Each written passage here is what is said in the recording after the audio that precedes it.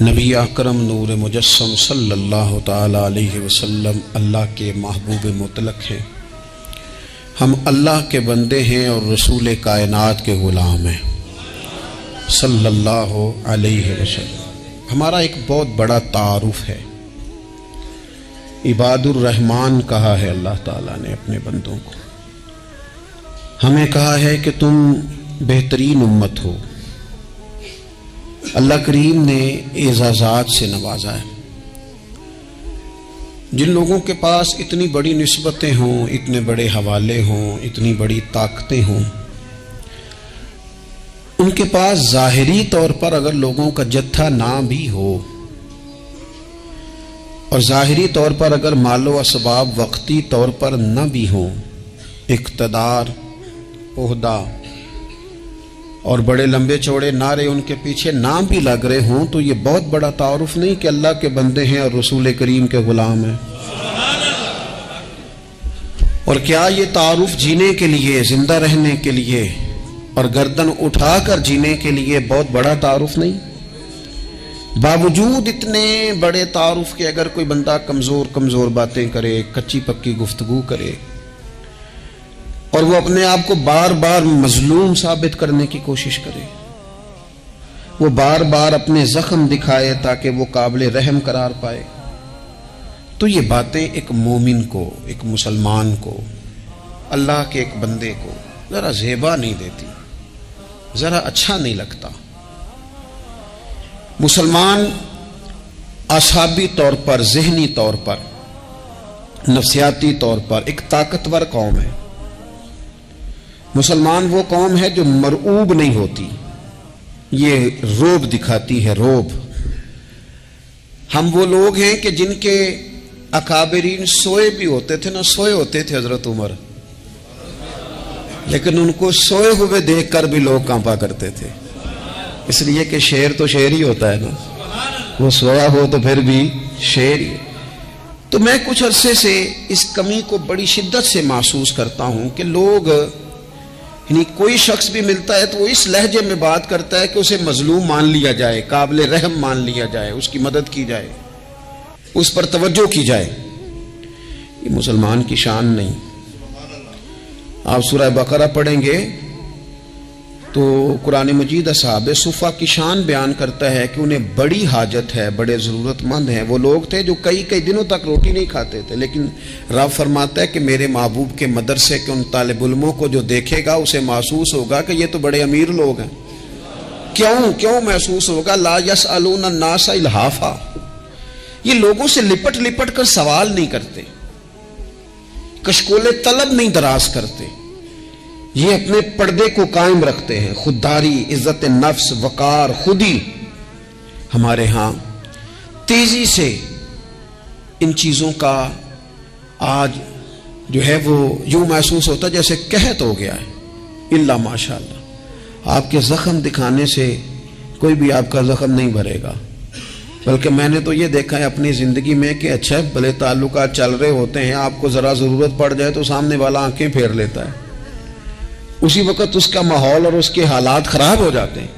اس لیے اپنا سارا بھروسہ، اپنی ساری توجہ، اپنی سوچوں کا مکمل مدار صرف اللہ رسول کی ذات کو بنائیں، اور اس انداز میں بنائیں کہ کون دیتا ہے دینے کو تو چاہیے، دینے والا ہے سچا ہمارا نبی۔ اور یہ ذہن بنائیں زندگی میں کہ رب رسول کی بارگاہ سے 2 قطرے بھی مل گئے تو دنیا بھی بن جائے گی، آخرت بھی بن جائے گی۔ اس لیے ادھر ادھر دیکھنا تھوڑا کم کریں۔ اور بالخصوص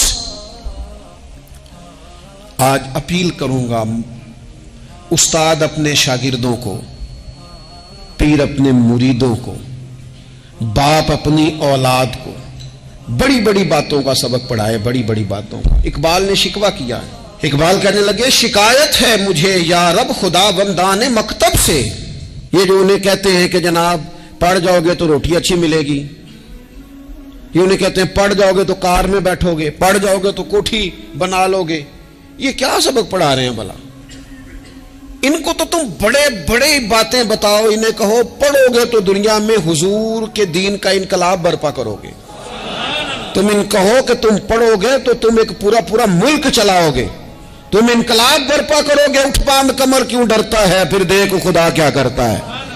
اقبال کہنے لگے یہ تم کیا سبق پڑھا رہے ہو کہ روٹی صحیح مل جائے گی، چندہ اکٹھا کرنے کا طریقہ آ جائے گا؟ کہنے لگے شکایت ہے مجھے یا رب خدا وندان مکتب سے، سبق شاہی ہے اور بچوں کو دے رہے ہیں خاک بازی کا۔ اڑنے والی تعلیم تھی اور یہ انہیں رینگنے کا سبق پڑھا رہے ہیں۔ تگڑی تگڑی باتیں بچوں کو سکھاؤ، تگڑی تگڑی۔ یہ پھر سارے نہ ڈھونڈتے پھریں کہ وہ فلانا جو ہے نا چاچا امیر ہے تو ماموں امیر ہے تو فلانی خالہ باہر ہے تو فلانا ذرا مہربانی، کوئی بھی نہیں مہربانی کرتا۔ مہربانی جب بھی کرتا ہے یا خدا کرتا ہے یا مدینے والے محمد مصطفیٰ کرتے ہیں۔ اپنی توجہات کبھی بچوں کو دیکھیں، حضرت لقمان اپنے بیٹے کو کیا کہتے ہیں یا بنی اقم الصلاۃ وامر بالمعروف وانہی عن المنکر۔ حضرت لقمان اپنے بیٹے کو سمجھاتے ہیں، کہتے ہیں اے بیٹا نماز قائم کرنا، لوگوں کو بھلائی کا حکم دینا، برائی سے منع کرنا، وَاصْبِرْ عَلَىٰ مَا أَصَابَكَ، اور جب مصیبت پہنچے تو صبر کرنا، ادھر ادھر رونا دھونا نہ کرنا۔ نماز پڑھنا، بھلائی کا حکم دینا، برائی سے منع کرنا، اور اگر کوئی مصیبت پہنچے تو اس پر صبر کرنا۔ کتنے کام ہو گئے؟ 4۔ ایک نماز پڑھنی ہے، ایک بھلائی کا حکم دینا ہے لوگوں کو، ایک برائی سے، اور اگر کوئی مشکل آئے تو کیا کرنا ہے؟ ان ذالک من عزم الامور۔ فرمایا بیٹا یہ بڑی ہمت والے کام ہیں، ہمت والے کام کرنا، ہمت والے، طاقتیں اپنی قائم رکھنا، کمزور نہ پڑنا، لوگ تمہارے آنسو نہ دیکھیں، کوئی تمہیں تڑپتا نہ دیکھے۔ چھوٹا چھوٹا زخم لے کر لوگ سگنل پہ کھڑے، چھوٹی چھوٹی مجبوریاں لے کر لوگ مانگنے کے لیے دروازوں پر کھڑے ہیں۔ امت مسلمہ کا یہ مزاج نہیں، یہ وقار نہیں، یہ انداز نہیں۔ ہم تو بانٹنے والے لوگ ہیں۔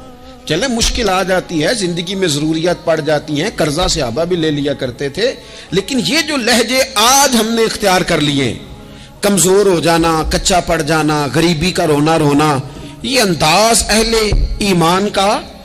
بچوں کو طاقتور ہونا چاہیے۔ میرے نبی کریم صلی اللہ تعالی علیہ وآلہ وسلم نے نا ارشاد فرمایا، ایسا نہیں ہے کہ کوئی بندہ کمزور ہے تو وہ ناپسندیدہ ہے، یہ نہیں فرمایا کہ جو بزدل ہے تو وہ بڑا کوئی کٹا ہوا آدمی ہے، لیکن حضور فرماتے ہیں، صحیح مسلم میں حدیث موجود ہے، حضور فرمانے لگے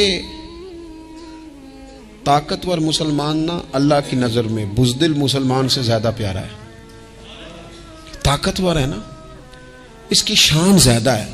یہ جو با ہمت ہے، با حوصلہ ہے، جس کے اعصاب مضبوط ہیں، یہ رب کریم کی بارگاہ میں باوقار ہے، اللہ کے حضور اس کی قدر ہے۔ اور حضور علیہ الصلوۃ والسلام صحابہ کو دعائیں سکھایا کرتے تھے، اور تعلیم امت کے لیے خود بھی حضور وہ دعا فرمایا کرتے تھے، کہتے تھے اے اللہ بزدلی سے بچا، کنجوسی سے بچا، اے اللہ اس بڑھاپے سے بچا جو انسان کو بڑا پریشان کر دے۔ حضور دعائیں مانگا کرتے تھے۔ دیکھیں بیمار انسان ہو جاتا ہے، اگر وہ سوچے نا رب کی طرف سے ہے تو پھر بیماری کا لوگ بڑا مزہ لیتے ہیں، کیونکہ جب بندہ بیمار ہوتا ہے تو نفسانی خواہشات ساری ختم ہو جاتی ہیں۔ اور میں اکثر دوستوں سے کہتا ہوں کہ بعض چیزیں ایسی ہیں جو وجد میں لے آتی ہیں بندے کو، اگر وہ غور کرے تو۔ آپ یہ حدیث پاک سنیں، حضور علیہ السلام نے فرمایا بیمار کے ساتھ ضد نہ کرو کہ ضرور کھا، ضد نہ کرو، اس لیے کہ اللہ اسے کھلا بھی دیتا ہے، پلا بھی دیتا ہے۔ اب جب کسی کو پتا چلے کہ میں بیمار ہوں تو رب مجھے کھلا پلا رہا ہے تو مجھے بتائیے بیماری کتنی پیاری لگے گی، بیماری میں کتنا سرور آئے گا۔ پھر تو انسان ہمیشہ چاہے گا کہ مجھے وہ چیزیں ملیں جو مجھے اللہ تبارک و تعالیٰ کی بارگاہ کے قریب کر دیں۔ دوسری بات یہ ہے کہ میدان میں جب انسان اترتا ہے نا تو اسے ایک بات اپنے ذہن میں رکھنی چاہیے کہ جیت اور ہار یہ اللہ تعالیٰ کے دست قدرت میں ہے، لیکن جب وہ لڑے تو جیتنے کے لیے لڑے۔ ہمارے ہاں نا بہت سارے لوگ لڑنے سے پہلے ہی ہارے ہوئے ہوتے ہیں، میدان میں نکلنے سے پہلے ہی وہ کمزور باتیں کر رہے ہوتے ہیں، ابھی سفر شروع نہیں ہوتا، وہ کہہ دیتے ہیں نہیں جناب آپ کی بات تو ٹھیک ہے پر کیسے ہوگا، کیوں کر ہوگا، لوگ تو آج کل چلتے ہی نہیں، بڑے مسئلے خراب ہیں۔ اور پھر کچھ لوگ ایسے ہیں جن کی باتیں سن کر بندے بیک گیئر لگا لیتے ہیں، اور میں نے دیکھا باتیں کرنے والے وہیں رہتے ہیں اور کام کرنے والے کہاں سے کہاں چلے جاتے ہیں. یہ یقینی نہیں کہ جیتیں گے، لیکن جب میدان میں اترے نا تو پھر ہمیشہ جیتنے کے لیے اتریں. کوشش کریں کہ میں نے اس انداز میں نکلنا ہے کہ میں نے نہ جیتنا ہے. حضرت مولا علی شیر خدا کرم اللہ تعالی وجہ الکریم سے کسی بندے نے پوچھا، حضور آپ ہر میدان میں کامیاب کیوں رہتے ہیں؟ فرمانے لگے جیت ہار تو رب کریم کے دستے قدرت میں ہے، لیکن جب میں اترتا ہوں نا میدان میں تو میں دشمن دیکھ کے پہلے ہی فیصلہ کر لیتا ہوں کہ میں نے اس کے پیٹ میں خنجر مارنا ہے کہ گلے پہ، میں جیتنے کے لیے میدان میں اترتا ہوں. تو آپ دیکھ لینا دیواریں ہلتی رہتی ہیں اور در کانپ جاتا ہے. علی کا نام سن کر اب بھی خیبر کانپ جاتا ہے. کیوں کہ کہتے ہیں میں ذہن بنا لیتا ہوں کہ میں اسے کاٹ کے لاؤں گا، میں ڈرتا اور سہمتا ہوا میدان میں نہیں اترتا. ذہن ہوتا ہے کہ آج لڑوں گا تو جیتوں گا، آج میں دیکھیں میں کیا کرتا ہوں. حوصلہ نہیں پیدا کر پا رہے بچوں میں. کچھ بچے بھی اللہ خیر کرے عزم و ہمت والے لوگوں کے پاس بیٹھتے نہیں. اور دوسرا ہم اپنے بچوں کا کسی کو آئیڈیل بھی نہیں بننے دیتے. بچے کسی کا نام لیتے ہیں تو ہم کہتے ہیں پتر چھاڑ پرا، یہ دور ہی نہیں ہے. ہم کوئی ایسا ذوق، کوئی مزاج، کوئی طبیعت پیدا ہی نہیں ہونے دیتے. کچھ آنے والی نسل کا مزاج ہے کہ وہ اٹھنا نہیں چاہتی، بیٹھنا نہیں چاہتی، چلنا نہیں چاہتی. وہ چاہتی ہے میں لیٹی رہوں، موبائل میرے ہاتھ میں رہے، باقی سارے کام ریموٹ کنٹرول ہو. جب انسان دیکھیں نا، ایک ڈاکٹر صاحب کے پاس ایک دفعہ میں گیا تو ایک مریض کو وہ سمجھا رہے تھے، اسے کہہ رہے تھے کہ تو تھوڑی ورزش بھی کیا کر، تھوڑی ورزش بھی کیا کر. اور ساتھ انہوں نے بڑی اچھی بات کی، کہنے لگے اللہ تعالیٰ نے نا جسم میں جوڑ بنائے ہیں، یہ گھٹنے ہیں، یہ کونیاں ہیں، اللہ نے جوڑ بنائے ہیں، اسی لیے تو بنائے تھے کہ تھوڑی ان کو حرکت بھی دی جائے. لیکن اگر آپ ان جوڑوں کو حرکت ہی نہیں دیں گے تو یہ تو زانگا لود ہو جائیں گے. تو کام زندگی میں عزم کے ساتھ، ہمت کے ساتھ، اور سب سے بڑی مضبوطی یہ ہے کہ آپ یہاں سے مضبوط ہوں، آپ اعصابی طور پر مضبوط ہوں. یہ جو کمزوری ہے نا، ذہنی کمزوری، میں نہیں پسند کرتا کہ مطلب خواتین بچوں کو اس لیے ڈرائیں کہ بیٹا او ہو بلی آ گئی ہے. بلی کیا ہوتی ہے جی؟ لیکن جو خواتین آج بھی بچوں کو بلی سے ڈرائیں گی، اچھا اس کو ڈرا بلی سے رہی ہوتی ہیں اور ساتھ کہہ رہی ہوتی ہیں ماما کا شیر. جی آپ کا شیر بلی سے ڈرتا ہے، یہ اماں کا شیر بلی سے ڈر رہا ہے، آپ نے اس سے بلی سے ڈرا دیا اور نام شیر رکھ دیا ہے. یہ کیسا شیر ہے کہ جو بلی آتی ہے تو بھاگ جاتا ہے. یہ ماحول مطلب متضاد ہے. یہ کاکروچ دیکھ کر چیخیں مارنا نا، یہ برگر فیملی ہونے کی علامت ہے. چھپکلی دیکھ کر نا چیخیں مارنا، یہ امیر گھروں کی علامت ہے، پڑھے لکھے لوگوں کی علامت. یہ کیا مذاق ہے؟ جو قوم چھپکلی سے ڈرتی ہے، کاکروچ سے ڈرتی ہے، اور جو لوگ کہتے ہیں ہو یہ جناب یہ تو اندر میرے وہ آ گیا ٹوکا تو یہ کھا جائے گا، تو یہ قوم انقلاب برپا کرے گی، یہ میدانوں میں نکلے گی. بڑے خوبصورت انداز میں ویڈیو بنا کے تو اس کو شیئر کیا جاتا ہے کہ وہ جی قربانی والے دن بکرا ذبح ہو رہا تھا تو بچہ رو پڑا. کیا بات کرتے ہیں آپ؟ یہ جہاد کرے گا بچہ کل کو جو بکرے ذبح ہونے پر روتا ہے؟ اعصابی مضبوطی ذہنی طور پر مضبوط کب ہوتی ہے؟ جب انسان اخلاقاً مضبوط ہوتا ہے، اس کی طبیعت وزادار ہوتی ہے، اس کا مزاج اسے مضبوط کرتا ہے. آپ ایک حدیث دیکھیں ترمذی میں موجود ہے، حضور علیہ الصلوۃ والسلام نے فرمایا جب اللہ تعالیٰ نے زمین کو پیدا کیا تو زمین ہلنے لگی.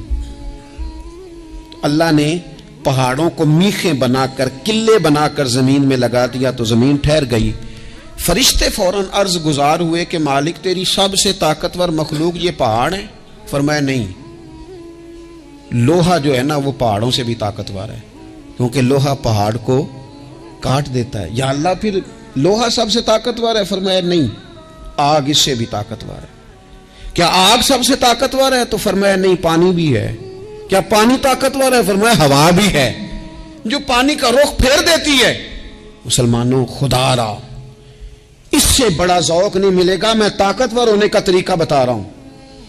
ہمارے ہاں لوگ سمجھتے ہیں کہ میں بولتا زیادہ ہوں اس لیے میں طاقتور ہوں، میرے پاس اسلحہ زیادہ اس لیے میں یہ دیکھو حضور نے بتایا طاقتور کون ہوتا ہے. یا رسول اللہ پتھر پہاڑ طاقتور ہے؟ تو فرمایا نہیں، ان پر تو لوہا ہے، لوہا طاقتور ہے، نہیں اس پر تو آگ ہے، آگ طاقتور ہے، نہیں اس پر تو پانی ہے، پانی طاقتور، اس پر تو ہوا ہے۔ تو حضور پھر مہربانی کریں بتائیں طاقتور کون ہے؟ تو یہ دیکھو نا، یہ یاد رکھو نا، یہ کائنات کے سب سے بڑے حکمت والے محبوب کی بات یاد رکھو نا۔ حضور فرمانے لگے سب سے زیادہ طاقتور وہ مومن ہے جو سیدھے ہاتھ سے صدقہ دیتا ہے اور دوسرے کو پتہ بھی نہیں لگنے دیتا۔ اس ہاتھ سے صدقہ دیا اور اس ہاتھ کو پتہ، جس میں یہ اخلاقی طاقت آ جائے نا کہ اللہ کے رستے میں دیکھ کر پھر اسے چھپانا آ جائے، وہ بڑا طاقتور آدمی ہے۔ وہ میں یہ سب سے بڑا طاقتور ہے جس نے اپنے رب سے راز نیاز شروع کر لیے، اللہ کے رستے میں دیتا ہے پھر کسی کو خبر۔ یہ کون سی طاقت ہے؟ یہ روحانی طاقت ہے، یہ اخلاقی طاقت ہے، یہ کردار کی طاقت، یہ سوچوں کی طاقت ہے، یہ آپ کے مزاج کے بلند ہونے کی طاقت ہے۔ لیکن اگر مسجد میں ٹائلیں لگوا کر بھی ایک ٹائل پہ نام لکھوا لیا ہے، اگر کہیں تعاون کر کے بھی کہا میرا ذکر کرو، کوئی خدمت کر کے کہا میرا نام لو، پھر آپ کمزور ہیں، پھر آپ طاقتور نہیں ہیں، پھر آپ نے بزدلوں جیسا کام کیا، پھر آپ نے وہ رنگ اختیار کیا ہے جو شاید آپ کو ذہنی طور پر بڑی کوفت میں مبتلا کر دے۔ تو اعصابی طاقت، اعصابی قوت، آپ دیکھیں حضرت صدیق اکبر رضی اللہ تعالیٰ عنہ، حضور نے تربیت کی تھی نا۔ میں ذمہ داری سے کہتا ہوں کہ تعصب کی اینک نہ کسی نے پہنی ہو، ورنہ کائنات میں عشق کی داستان ختم ہو جاتی ہے جناب صدیق اکبر پر۔ جو پیار انہوں نے مدینے والے محبوب سے کیا ہے کوئی کر ہی نہیں سکتا۔ اور ہر وقت کی جدائی، ہر وقت کی، یعنی بیٹھے بیٹھے نا حضور کے وصال کے بعد بیٹھے بیٹھے حضرت صدیق اکبر اٹھ کے نا تو ایک رستے پہ چلنا شروع ہو گئے۔ کسی نے پوچھا ابو بکر کہاں جا رہے ہو؟ کہنے لگے یار ایک دن نا محبوب 2-3 دن کے لیے کہیں گئے تھے، اس رستے واپس آئے تھے۔ جنہاں دے دل بر جانی وچھڑن کون روے پھر تھوڑا، اے سب روگاں دا روگ محمد جس دا نام وچھوڑا۔ پریشان ہوں تو دل کر رہا ہے پتہ نہیں یہاں سے آ نہ جائیں۔ اتنا زیادہ محبوب کی غلامی اور نبی پاک کی محبت کا ذوق، لیکن اعصابی طور پر مضبوط کتنے تھے؟ حضور کے وصال کے بعد جس بندے نے اپنے پروں کے نیچے پوری امت کو سنبھال لیا ہے نا، اس کا نام بھی ابو بکر صدیق ہی ہے۔ ایسے ایسے سنبھال لیا، سب سنبھال، دکھ سب سے زیادہ لیکن سنبھالا۔ کوئی زکوٰۃ کا منکر پیدا ہو رہا ہے، کوئی ختم نبوت پہ حملہ کر رہا ہے، کوئی کچھ ہو رہا ہے، کوئی کچھ ہو رہا ہے، ابو بکر صدیق نے فرمایا سارے لشکر روانہ کرو، جہاں جہاں حضور نے فرمایا تھا جہاد کرو۔ فرمایا جو ایک رسی بھی زکوٰۃ کی نہیں دے گا وصول کریں گے۔ لوگوں نے کہا حضور حالات بڑے اور طرح کے ہیں، کیسے کام چلے گا؟ حضرت عمر جیسے دلیر بندے بھی کہنے لگے جناب یہ نظام کیسے چلے گا؟ تو ابو بکر صدیق فرمانے لگے عمر تجھے تیری ماں روئے، تم بڑے مضبوط مزاج کا تھا، یہ مجھے کیا پیغام دے رہا ہے؟ فرمایا عمر یاد رکھ اگر میں مدینہ منورہ میں اکیلا بھی رہ گیا اور جنگل کے درندے میرا آ کے گوشت بھی نوچ کے لے گئے تو پھر بھی میں ان اصولوں پر کھڑا رہوں گا جن اصولوں پر مدینے والے رسول نے مجھے کھڑا کیا ہے۔ ذرا گنجائش نہیں۔ ہم یہاں سے مضبوط لوگ ہیں، یہاں سے ذہنی بلندی، ذہنی پختگی، یہ حسن ہے زندگی کا۔ یہ کیا بات ہوئی؟ پرسوں فیصلہ کوئی اور تھا، سویرے پروگرام کوئی اور بن گیا، کل فلانے کا مرید تھا آج مجھے فیض نہیں ملا ادھر جا رہا ہوں، پرسوں فلانے کو استاد بنا بیٹھا تھا آج میرا پروگرام بدل گیا ہے، کل میری سوچیں اور تھیں آج میری سوچیں اور ہیں۔ جو قوم ساری زندگی تعین ہی نہ کرے وہ کام کیسے کرے گی؟ جو رستے کا آغاز ہی نہ کرے وہ منزل پر کیسے پہنچے گی؟ تو کمزور باتوں سے نکلیں، بزدلانہ سوچوں سے باہر آئیں، طے کریں زندگی میں یہ کچھ ہم نے کرنا ہے۔ میں نے کہا ہے نکلیں میدان میں جیتنے کے لیے، پھر رب کی مرضی ہے، پھر اللہ کی مرضی ہے۔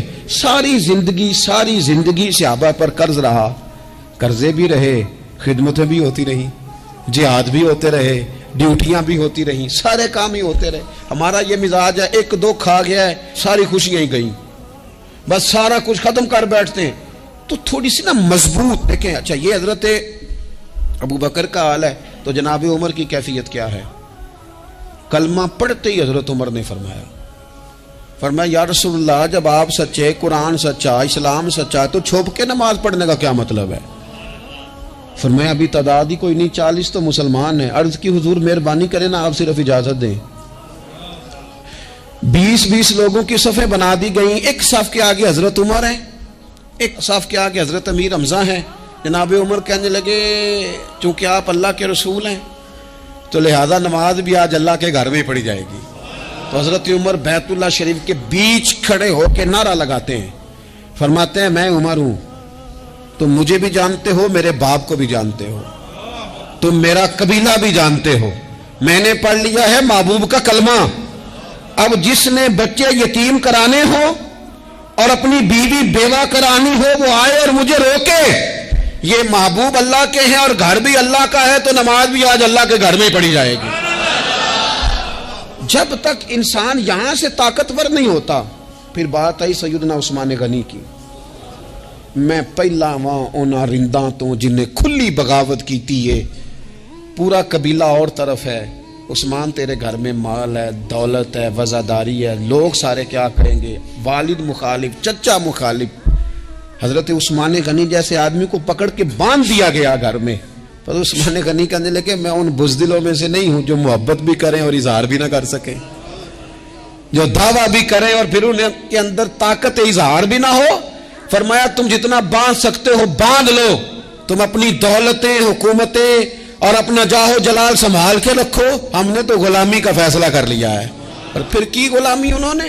اور جہاں تک بات ہے شیر خدا حضرت علی المرتضیٰ کی، حضرت علی المرتضیٰ شیر خدا کا تو یہ حال تھا کہ ساری زندگی میدان میں رہے۔ ایک دن حضور نے صرف فرمایا کہ آج آپ کو نہیں لے کے جانا، آپ تھوڑا نا میرے نائب بن کر، حضور کسی نہ کسی کو نائب بنا کے مدینے میں چھوڑ کے جائے، ایک دن صرف کہا نہیں لے کے جانا۔ تو حضرت مولا علی رونے لگے، کہنے لگے حضور میں بچوں کے بیچ رہوں، عورتوں کے بیچ رہوں، میری تلوار کو زنگ لگ جائے گا، حضور مجھے تو گھوڑے پہ بیٹھنا پسند ہے۔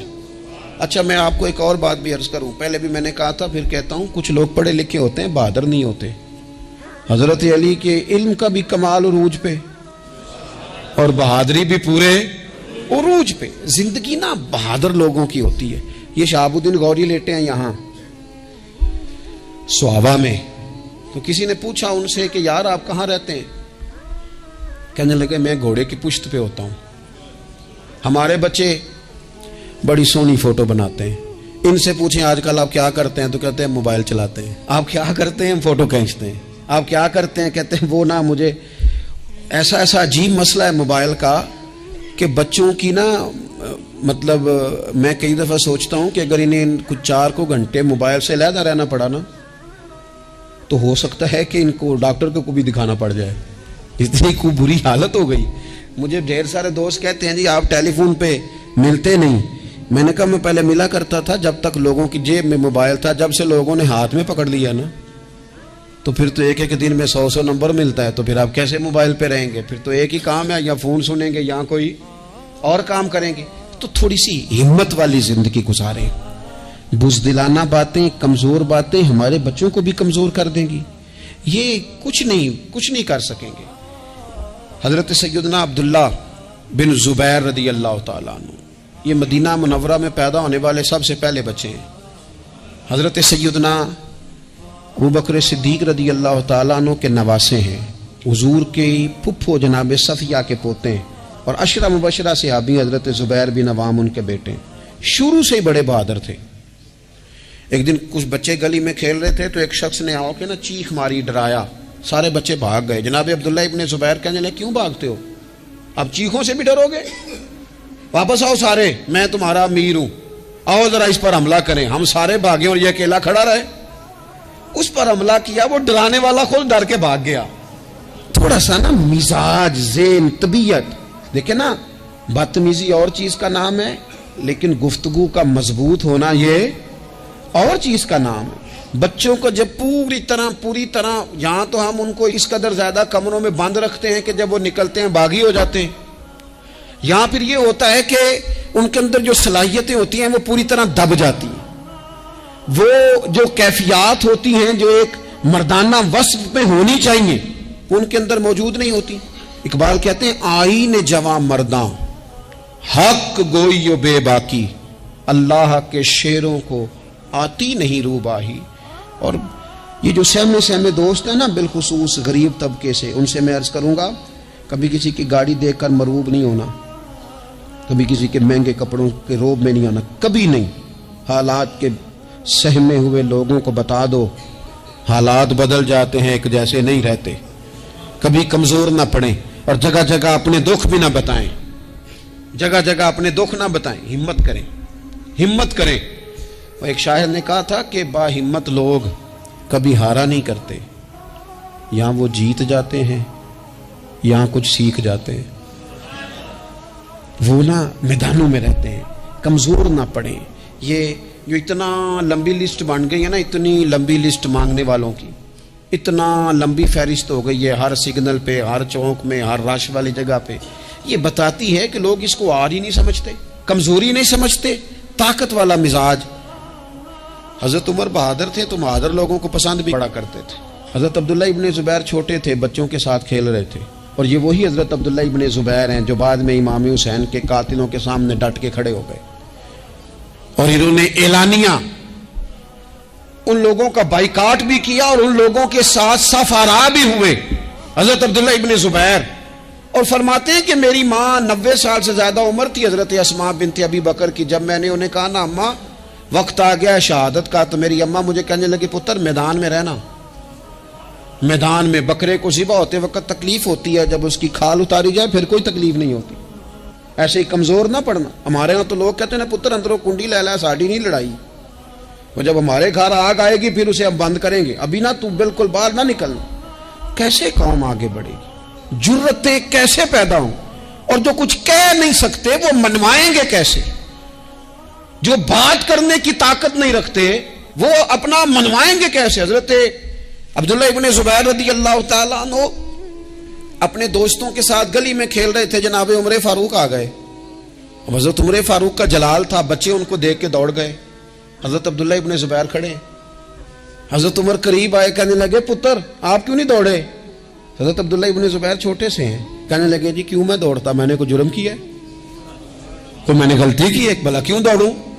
آرام سے کھیل رہے ہیں اور نہ ہم نے کوئی رستہ بند کیا، جگہ ہے آپ نے گزرنا تو گزر جائیں۔ چاہیے تھا نا حضرت عمر ناراض ہوتے، پر جناب عمر نے ماتھا چوم لیا، کہنے لگے کیا بات ہے بیٹا، ان چیزوں پر ذرا قائم رہنا، کہنے لگے جرم کیے، کیا مطلب ہے اس بات کا کہ فلانا ہے تو دوڑ جا، کیوں دوڑیں جی؟ تو ہم نے جو قوم کو سکھانا شروع کیا ہے نا، دیکھیں فقر اور چیز ہے، درویشی اور چیز ہے، سادگی، لیکن ظلم سہنا اور چیز ہے۔ دنیا میں قتیل اس سا منافق نہیں کوئی جو ظلم تو سہتا ہے بغاوت نہیں کرتا۔ اپنی زندگی میں عزم کو، ہمت کو، نظریے کو بلند کریں، مظلومانہ مزاج نہ پیدا کریں، بلا وجہ دکھ سنا سنا کے اپنے آپ کو کمزور نہ کریں۔ یاد رکھیں اگر ہم اپنے دکھ کسی کو سنا رہے ہیں اور اپنے آپ کو بڑا غریب ثابت کر رہے ہیں تو ایسا نہ ہو کہ ہمارے بچے اس کا برا اثر لے جائیں۔ خودداری سے جینا سکھائیں، عزت نفس سکھائیں، ہر وقت گھر کے اندر، کلاس کے اندر، اپنے دوستوں کی جمعیت کے اندر کمزور باتیں نہ کریں، رو دھو کے وقت نہ گزاریں۔ رونے سے بھی رات گزر جاتی ہے، ہنسنے سے بھی رات گزر جاتی ہے، ناشکری سے بھی دن بیت جاتا ہے اور شکر سے بھی، لیکن بس بات اتنی ہے کہ شکر والوں کا ذرا صحیح بیت جاتا ہے، ہنسنے والوں کا ذرا صحیح بیت جاتا ہے۔ زندگی میں عزم کے ساتھ، ہمت کے ساتھ لوگ جس حال میں مرنے کی دعا کرتے ہیں، معاذ اللہ، لوگ جس حال میں مرنے کی دعا کرتے ہیں، ہم نے اس حال میں جینے کی قسم کھائی ہے۔ اللہ تعالی ہمیں سمجھنے کی توفیق عطا کرے۔ آخر دعوانا